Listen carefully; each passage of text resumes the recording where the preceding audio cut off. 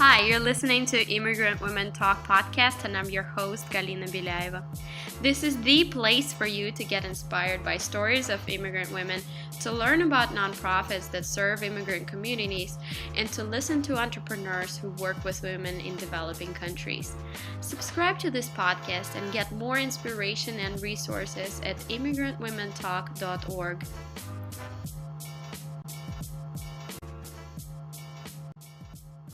Hi, I'm Galina Bilaeva, and my guest today is Blake Simpson. Blake is a recent graduate from Washington State University and the founder of Kenya Social Ventures.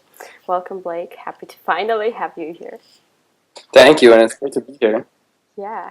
Blake, so, I looked through your profile, and there's so many things that you're doing. And could you please share what is the focus of your work now? Yeah, sure. So essentially, our big focus is Kenya Social Ventures, and what that is an educational platform for international students to do high-quality study abroad programs, internships, and volunteerism in Kenya. And so the reason we've kind of pursued KSV as our main focus right now, because, as you said, I have a lot of projects in Kenya that are going on.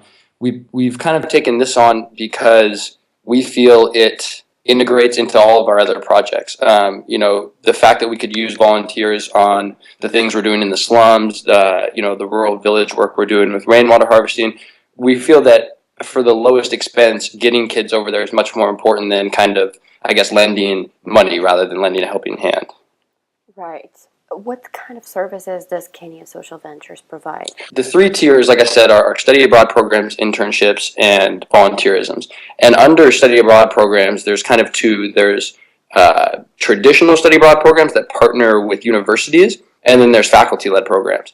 And so both of these consist of our company providing most of the actual living accommodations, since the partnership and curriculum is already there. When you partner with the university, like say WSU, students would come over and then they would learn in the University of Nairobi classrooms, learn with those students, stay at the dorms. So that facilitation is it's pretty straightforward. But our internships are the things that we've kind of modeled as, like you said, providing certain services to kids that wouldn't have these experiences otherwise. So our main focus with the internships is to bring kids over and put them in an educational environment that we create. So we kind of have a classroom and we have students learning 3 days a week with a Kenyan professor that we've hired.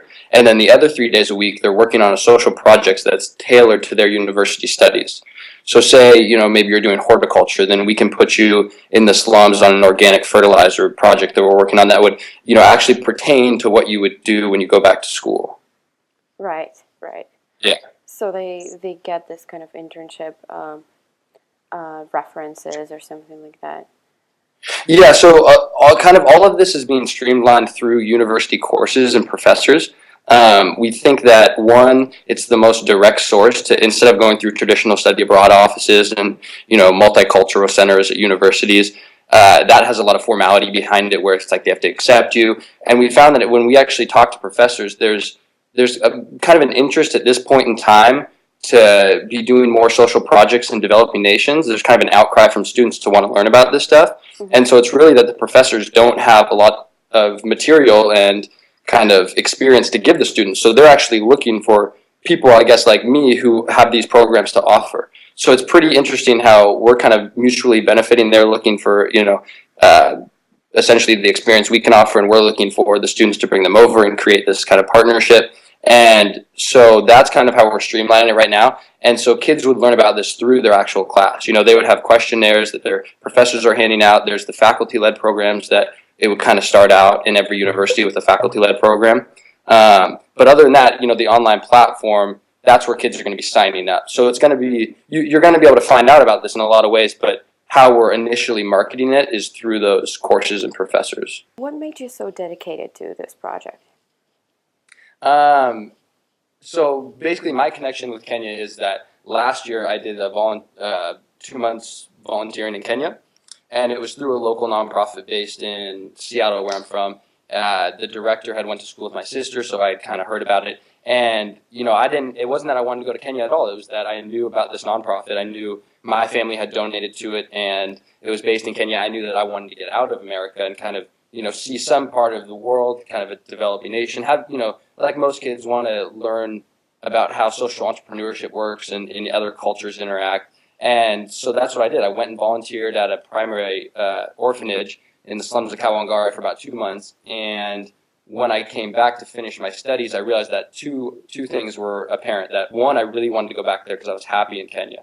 It was just kind of the environment, everything, from the sounds and the smells and the senses to, the actual interactions with people. You see people in such poverty, but they're so happy and they're so kind of blessed for what they have because they don't have all this opportunity hanging over them that they can't grab. So they're very content and quaint with their lives. And I really love that experience, just being around positive people. And the second was that I saw so much opportunity there, especially with women's groups. And so what I kind of did was I took a couple months to write a business plan, and then I decided I would come to Kenya after graduation for about 4.5 months. I got a return date ticket, so I gave myself 4.5 months to see, okay, is this going to be viable? Can I create a career out of this?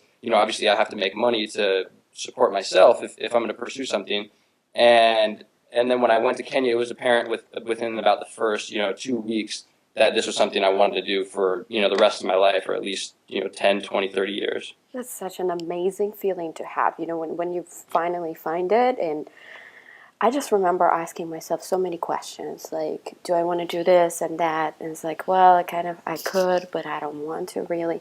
And I felt like such a loser because I could not really make a decision, about what I wanted to do in life. And my mom was like, what's your problem? I knew since I was 4 that I wanted to become a musician. I'm like, I don't know, maybe this job doesn't exist yet, Yeah. Maybe I have to create it for myself. Exactly. Yeah, so, but you also started like various different projects, so they're still working, right, to help Kenya social ventures. Yeah, so that's what I was kind of saying is that all the projects that we have there, there's probably about 20 or 30 of them just off the top of my head, but they all, they're all going to kind of jump to the next level and be benefited greatly by this educational platform. We feel that students, Western and international efficiencies and technologies and just little things that they can offer are greatly beneficial if they can come here and actually teach that. All the projects that we have, we want to pursue each of them as much as we can, and we want to give to them as much as we can, and we want to see them grow as much as we can, but that takes a lot of time and resources. And, we're not angel investors. We're not, 40-year-old business executives who have money to Silicon give to Valley, this. Yeah. Yeah, and so, we're kind of taking the grassroots approach of how can we do this most economically? Because kind of like in the movie or music or, any professional industry, if you take investment and kind of seek that, then the people who are giving you that investment have a lot of power and say over what you do, right? Mm-hmm. And so, that's why you see, again, back to like the movie industry, you see a lot of independent films or independent artists not on record labels, because when you kind of have that overhead or that, that person up top or that board, telling you what to do, you can't create the environment that you want to and that you feel everyone else wants to. And so that's kind of our approach, is that, we want this to be for the people. It's something where we want, we kind of want to take that 20 to 30-year-old generation and have them interact with each other on a global level 20 to 30 years before they are great leaders, right? Some of these students, especially from the top universities who are actually looking for these programs, because we found that it's actually, the top 10% of students who have the best GPAs, the best courses that they're taking and jobs coming out of college, who are actually looking for study abroad programs and kind of working in developing nations, because that's their resume builder.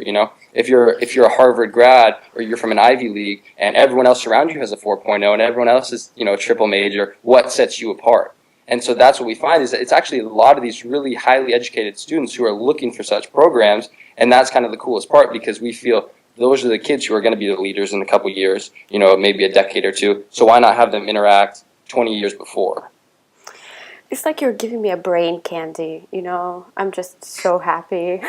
Why did you decide to do that by yourself instead of joining forces with someone else? Well, I do have so I own 50% of my company, just from a general standpoint, and my 2 partners are in Kenya, and they both own 25%. So it's a 50-50 split company. So that's, my engagement is not just on my own. I went there on my own, but I knew going there, I had a friend from the year before when I volunteered named Tony, and he was someone who, I didn't interact with him too much when I was there volunteering, just because I had a different mindset. When you go somewhere, it's not about what you do, it's about the mindset you go into doing it with. When I went to Kenya as a volunteer, I was there to volunteer. So as much as I loved the environment and kind of saw the opportunity, I still was in the mindset of, I'm here to volunteer, I'm going back. This isn't going to be long term. It's something I experienced and then kind of, put behind me in the past. And it wasn't until I went there as an entrepreneur saying, hey, I want to create a business here. I want to, live here. I want to create a life and a family here, that I started to take advantage of the opportunity and see even more of it, And so I'm not sure where you're going with that question, but. No, I was just, wondering, because, now I think young people are waiting for some sort of approval, you know what I mean? Yes. To start Yes. something. And Completely, yeah. And I see what you're saying. So for me, again, it was one of those things where it was kind of a budget, a budget type thing where if I didn't have a little bit of startup costs, I couldn't have done this. But at the same time, it wasn't something like, I'm starting a tech startup, or I'm I'm doing a construction business where I'm investing a ton of money. I mean, it was really, I got a ticket over there, covered my living expenses, partnered with all of these people that I saw and started to create the connections. Again, that doesn't cost a lot of money because you're doing it from the ground. You're meeting with, people who have local businesses in the slums and who are looking for opportunity. And you're just kind of there saying, hey, I'm not promising you anything, but let's partner up. And, in the future, hopefully we can work together. Hopefully I'm going to work to benefit you as much as possible because, I can't benefit without you benefiting. And that's kind of the big thing. But there definitely, there was a lot of, my dad, he's an entrepreneur and he kind of started his own business, and so did my grandpa. And, he had the same ideas as me, saying, hey, don't invest too much into this. You just got out of college. You're definitely going to need some cash. Think about a job. And I kind of told him, again, I'm giving myself 4.5 months when I come back. If it doesn't work, I'll hop back right into the workforce. I already have a couple jobs I could pursue lined up. I had a clothing company that I'm still kind of running. And, it was nice because, again, once I tell people, like I'm telling you, you lose the idea of, this is risky. This is, is it going to work? I find when I always talk to people about it, it's like, this is such a good idea. Like, why aren't we doing this right now?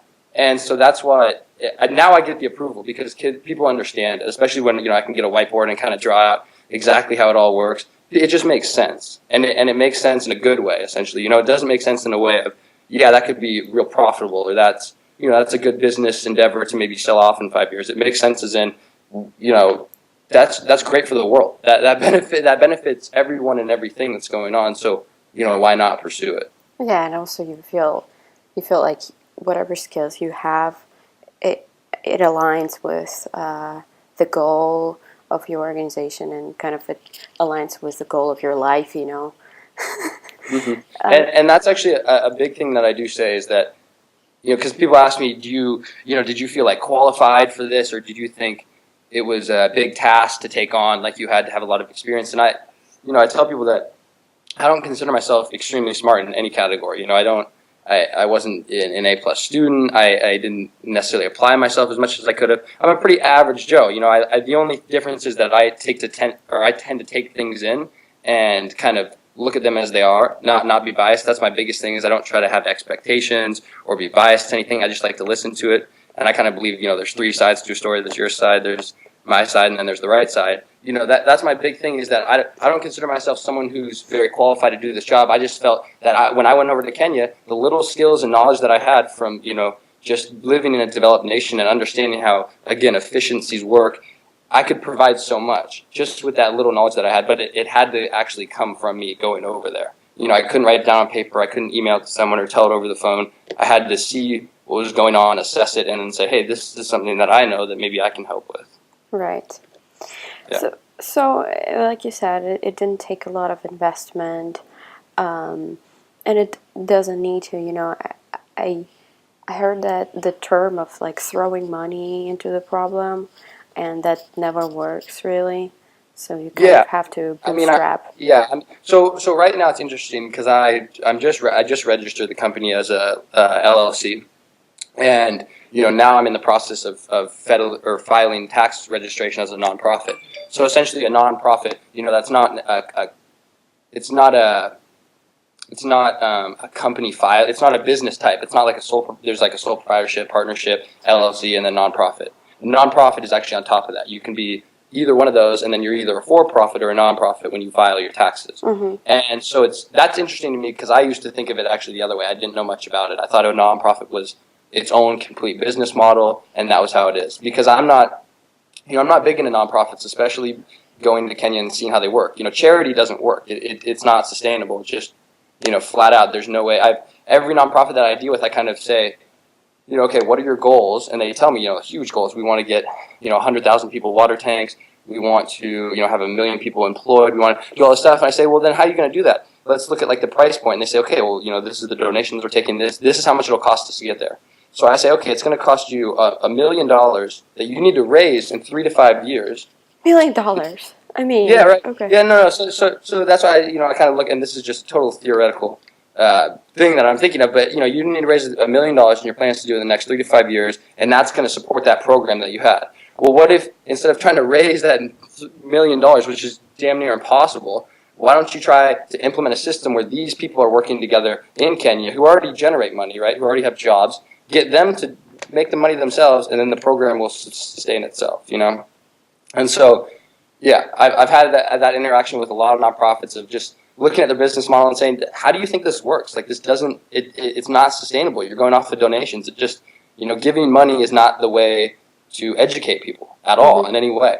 And so that's why, we're going to be registered as a nonprofit because we're an educational platform. And I think being a for-profit business is just not good. If you're coming at, if you're in the educational business, I don't think, being a for-profit company is good in any sense. And again, I know how nonprofits work, how you can pay salaries and, give bonuses. And it's, by all means, you can be profitable as a nonprofit. It's really just kind of the name on it and the fact that people can have tax deductions from that, which is big when you're paying for study abroad programs, when your parents are paying for them and they want to be able to write that money off on their taxes. Right, that makes sense. Yeah. So the nonprofits that you were talking about, are those like big nonprofits? Or like well-known? So the ones I was talking about, they're all in Kenya since that's what I deal with right now is Kenya. But yeah, I mean, they're big ones. I was dealing with one, I was explaining the water tanks. I was at a fundraiser the other night, and it was for Women's Enterprises International. Mm-hmm. And so they're actually in a couple countries. They're based here in Seattle. They're probably a $250,000 nonprofit. Their big place is Kenya. And so I worked a little bit with them when I was over there doing some documentation, following around the director, taking women's stories. And basically when I was sitting down with the director in the U.S. after this fundraiser, and it was me, her husband, and her, me and her husband had the same view of, okay, your plan, like your overall mission is to get 100,000 water tanks in the Kisumu area for all these women. But, look at how much that's going to cost, and look at how much you've raised so far and how it's not working. And so, because basically what their model was that they're matching tanks, right? So if a woman wants a water tank in Kenya, you don't give her the tank for $800. They raise $400, you raise $400, and then you match their tank. And so that worked for a while until the, women who are buying these tanks, of course, when one woman buys it, 8 women around her want one, and they can raise the money to do that. So it just spread like cancer, which in a good way, but it came to the point where the nonprofit on the U.S. side, they can only, provide 50 tanks a year, and these women on the other side, they're raising, 300-400 tanks, the money for 300 or 400 tanks. Wow. And so, and so it's actually kind of beautiful because in a sense, they're paying for the whole tank now just because they realized they could, because they realized, there is this tank that cost $800, and if I get it, this woman next door, I can live like her and have water during the certain months that I don't. So it's just kind of getting to the point of them realizing it.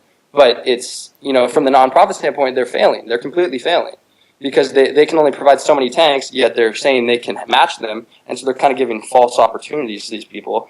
But, that's why me and her husband sit down and we say, hey, well, why don't we develop a system where the women are training themselves and, they're having certain jobs and all the women help each other, the newcomers who come in, and they provide a little bit of the funding since now they have funding because they have water tanks. And, yeah, so I think and that's the big thing with us is that we're trying to be from that third leg of the volunteers. We kind of want to create a database where nonprofits can come to us and say, hey, we need volunteers, because all nonprofits need volunteers. That's how they run, but they don't have time to market for that because it costs money. So what we would like to be, once we do the study abroad programs, once we have a big following and group of activity, we'd like to kind of be a database where all these volunteers from all over the world are giving us applications, and then we can say, okay, women's enterprises, you need 2 volunteers, one working on journalism of the women's stories and another working on an alternate rainwater harvesting. Okay, so we look through our database and we say, here's one guy who does sustainability and another lady who's a journalist, from China or wherever, and let's bring them here and then put them with your nonprofit, and then again, we provide the living accommodation for them. Right. Oh, Blake, I totally agree with you. I'm familiar with some work of the nonprofits, and I don't necessarily agree with the model itself. I think it's kind of like a little bit destined to fail.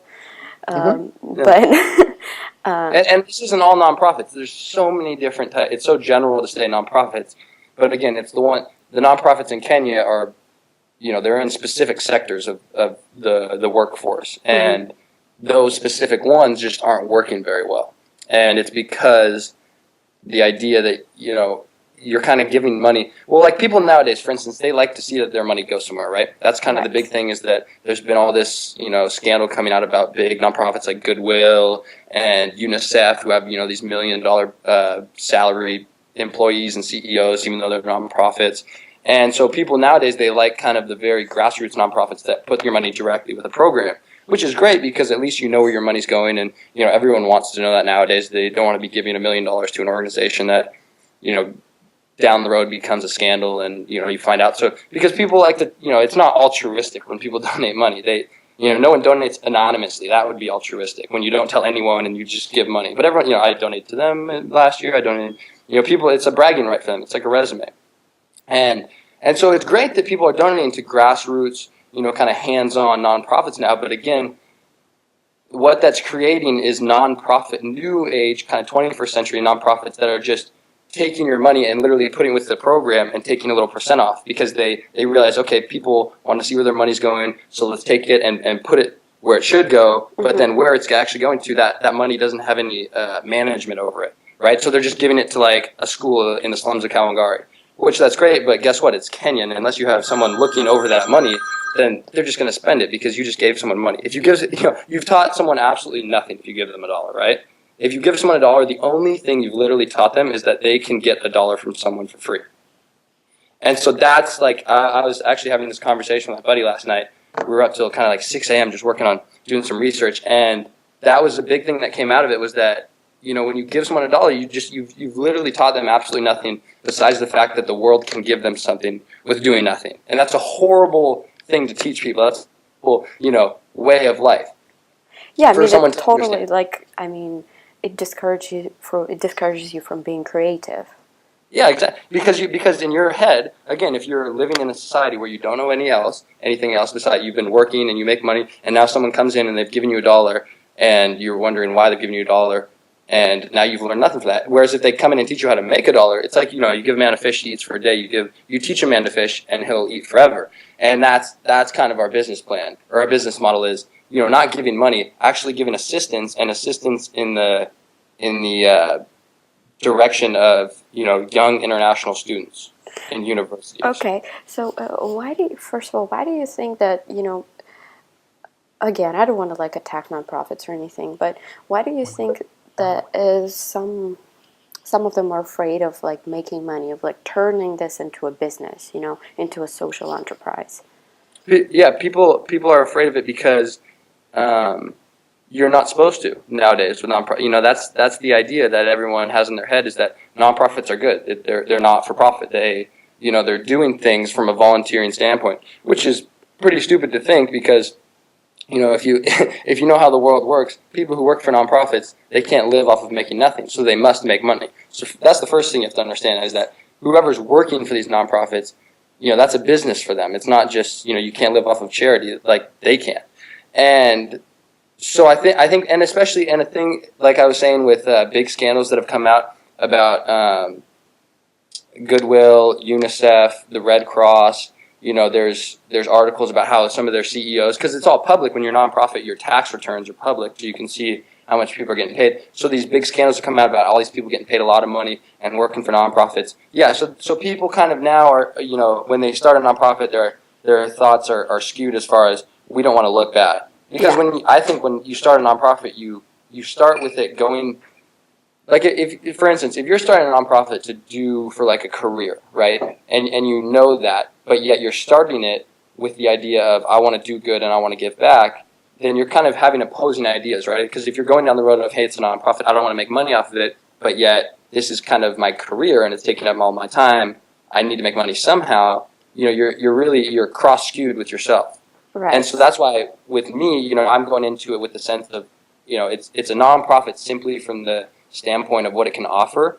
The fact that parents who are paying for these programs can write tax deductions for them because they should. There should be incentives for kids studying abroad. There's a lot of research that shows that when you go abroad, you're going to have an average higher salary. There's more. There's higher percentage rates of graduation students who are studying abroad. For 4-year programs. And so there should be incentives to go, and that's what we're kind of trying to create with the nonprofit. But we're not trying to be a nonprofit for the sense of, we're just doing good and we're not trying to make money. Because, again, this is a business. And, I always say the only people I don't trust in this world are people who say they have no interest in money. Because if you say you have no interest in money, either you have too much of it or you have a very strange reason, right? If there's food on your plate, then you care about money. Money is what makes the world go around and makes you survive. So the only reason people don't care about money is because they've been born into it and don't have a reality of what money is, because you need it to survive. And so I guess that's kind of my thought on it.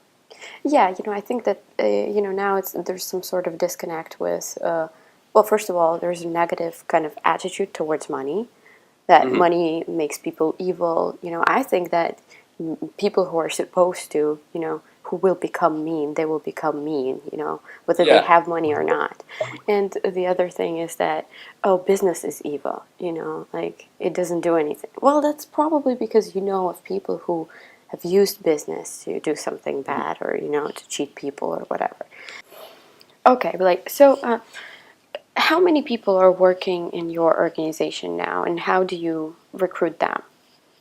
So right now there are, I want to say 5 people. There's me, there's my 2 partners in Kenya, Tony and Nash, and then there is Cynthia, who's our first intern this summer, and she's in Brandeis University in Boston, and she's kind of our volunteer director right now. She's in school and she's busy with that, but she's setting up just on her East Coast end, kind of putting us into their database for study abroad programs.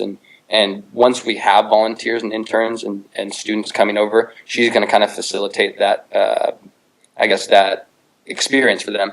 And then we have one other similar kind of volunteer rep who in Germany, Ava, who goes to University of Berlin. And so she's, again, kind of working with those universities.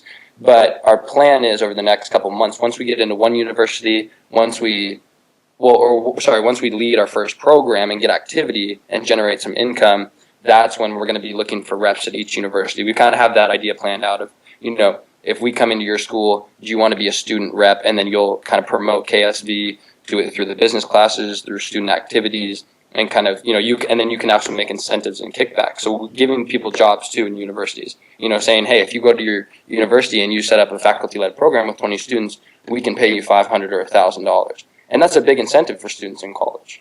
Right. So one more question and we're wrapping up. What are the plans and goals for Kenya Social Ventures in 2015 or later? Yeah.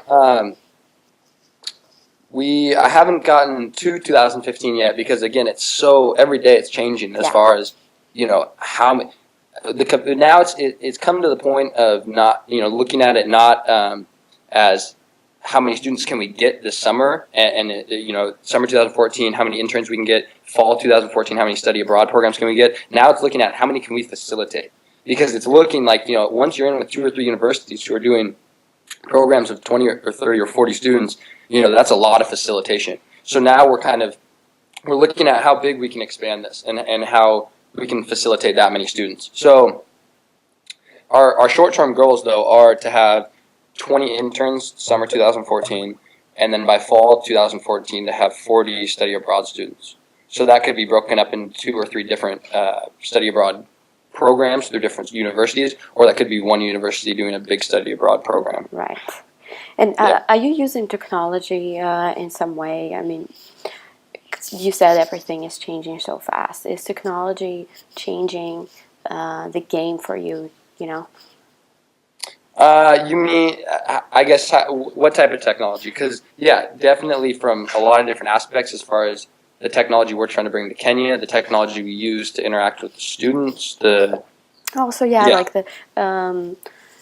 there are more and more mobile phones, you know, in Kenya and just in the world, in the developing countries, and is that maybe how you can reach out to the community, you know, with some sort of apps or something like that. Yeah, that's actually interesting you say that because, you know, that's what makes Kenya one of the leading countries in Africa, and Nairobi the leading city in Africa, is that it's mobile communications. Nairobi City right now is 4.4 million people, and 80% of those are mobile users, and about 40% are smartphones. So you have about 2 million people who are using smartphones, and that includes probably a couple 100,000 in the slums themselves, who again are living off that $1 a day on poverty, but still using these technologies, right? So mobile communications is very advanced in Kenya. They have a system called M-Pesa. I don't know if you've heard of this, but it's mobile banking. And it's very, they're actually trying to bring it into Nigeria right now. And essentially it allows you to send and receive money on your phone and act as a bank account for you. And so with like a card or something, right? Like you can just input a PIN code or something like that, right? Yeah, it's so simple, yeah. I mean, it's you know, they're now developing these types of systems in the U.S. because they realized how easy and simple it is to send cash without having exchange fees. And it works on like $5 phone or something like that. Yeah. Yes, exactly. So the app industry is huge there, but what we're trying to do is actually bridge the gap between the mobile communications and the actual computer communications. You know, although 80% of people have mobile phones and almost everyone's literate with phones, there's probably 5 to 10% who are literate with computers, and that's a huge problem because computers are the way that this technology is developed and actually utilized, right? And so that's our biggest pursuit right now is really upping the computer science classes and programs in universities, primary schools, secondary schools, starting real young with students, teaching them how to use keyboards. Because again, you know, a mobile phone you can only do so much with. It's more of a piece that you use to, I guess, facilitate your own facilitate your own actions and experiences. Whereas a computer is what you use to build programs, to develop technology. You know, it's an advanced system that you build things on. So, yeah, our big interest right now is pursuing kind of the computer science classes. Awesome. Blake, thank you for coming over to talk to me today, and it was great. It was a great conversation. I loved it. I will post the links on how our listeners can find you below in the show notes below the interview. Thank you. It was awesome interviewing with you. I loved it. Yeah, me too. Thank you for listening to Immigrant Women Talk podcast. I would love to get to know you, so come over to immigrantwomentalk.org and leave a comment. Let me know about your challenges, and I will find an expert who will offer a solution. If you would like to join the community of immigrant women, connect with the guests or with me, go to immigrantwomentalk.org. I'm Galina Bilaeva, and I will talk to you next time.